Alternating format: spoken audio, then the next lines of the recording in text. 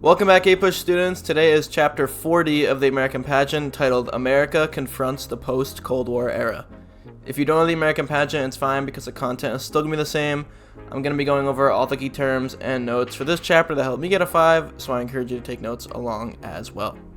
Bill Clinton, Democrat presidential candidate. He presented himself as a new kind of Democrat that was more moderate and centrist. He selected a moderate VP to uphold that image. Bill Clinton's administration was known for a lot of compromise, reaching across the aisle, and some decent amount of things passing through Congress because of the compromising. Democratic Leadership Council, centrist Democratic Leadership Organization. It created a new vision for the Democrat Party away from its more radical policies and trying to be more favorable of business and more aggressive on national security and crime. This follows the same sort of sentiment as the Clinton administration with the kind of moderating and reaching towards Republican views. Don't ask, don't tell policy that half admitted gay people to the military. It was a nuanced policy where the military would not ask for sexuality when recruiting, so homosexual people could join, which is the don't ask part. However, unfortunately, it didn't allow for gay people to come out as they were still discriminated against, which means is the don't tell part. So gay people were not rejected from the military, but they weren't allowed to live freely or as gay or tell people that they are gay, which is still still a form of heightened discrimination, and it wasn't okay. But eventually this was taken back, but this is a bad mark on Clinton's administration. Contract with America, Republican promise for budget cuts and welfare cuts. This wasn't completely held up, but there was a lot of budget debt reduction during the administration, or during the 90s in Clinton's administration.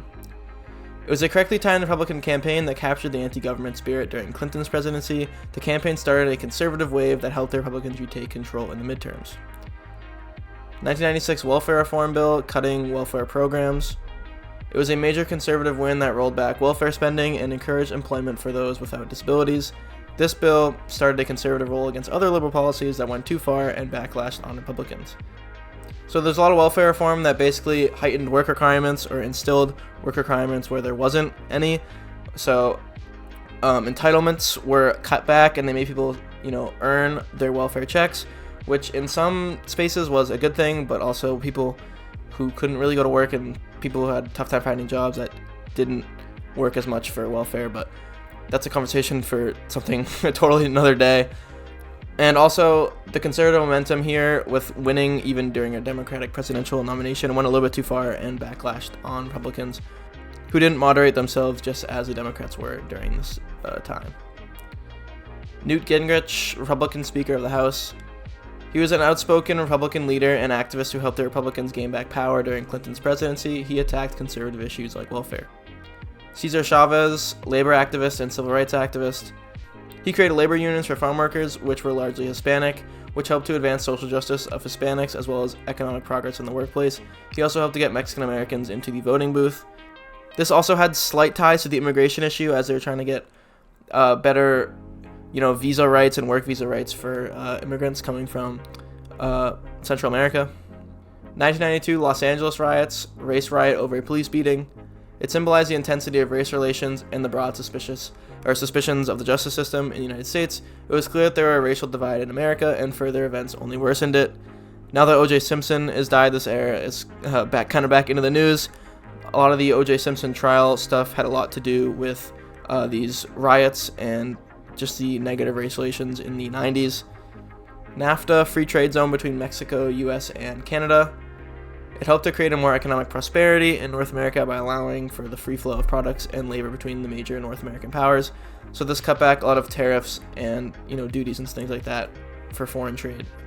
WTO, Free Trade Globalization Group. It helped to further promote globalization through free trade around the world. It was heavily protested by protesters against globalization costs, but economic globalization was becoming almost inevitable.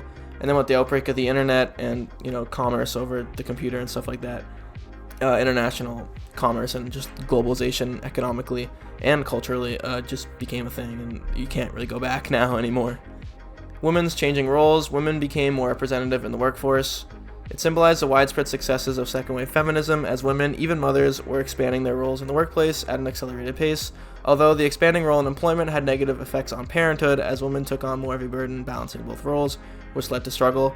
Single motherhood rates and rates of like daycare and kids who rely on like other forms of childcare that's not their parents skyrocketed because of this. But a lot of that had to do with economic things, and for most people, both their parents have to work to get by economically and things like that. So women's changing roles is a good thing for women expanding their own influence on society, but it has a negative impact on sometimes certain fears of life are left behind. Clinton's impeachment based on the Monica Lewinsky affair. It was a heavily partisan debate where Democrats were forced to defend sexual misconduct, and Republicans seized on the moment to attack the Democratic Party as a whole. He escaped indictment largely because of his popularity as a policymaker. Election of 2000, close race where George W. Bush beat Al Gore. It was highly controversial as it came down to a Supreme Court decision to decide Florida's vote. There are a lot of things about whether the ballots were counted correctly and how the ballots were designed, whether they actually counted votes effectively and things like that. Republican George W. Bush won, but the tightness of the election cast doubt on his administration during his entire presidency. Postmodernism, complex vision of the world embracing diversity. It followed along with the increasing diversity of the world by rejecting modern views of traditions and objective reality, embracing differences and other perspectives. Postmodernism found its way into culture, art, architecture, and other forms of expression.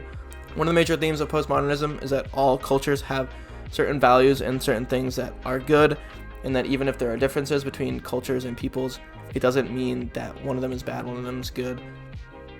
So it really helps international relations and just more cultural awareness. Niche culture, diverse culture groups with tighter labels. It capitalized on the communication age by uplifting small and independent creators to reach out to new niche audiences. This cultural fragmentation was positive in ensuring all artistic expressions represented, but it had negative lasting effects on breaking national unity and shared experiences. This is why in a lot of politics now and just culturally there's identity politics, and everyone wants to have their own label, and there's a lot of different groups that kind of go against each other, and it really broke up society. And that's a wrap. Thanks for watching. I'll see you in the next chapter, and goodbye.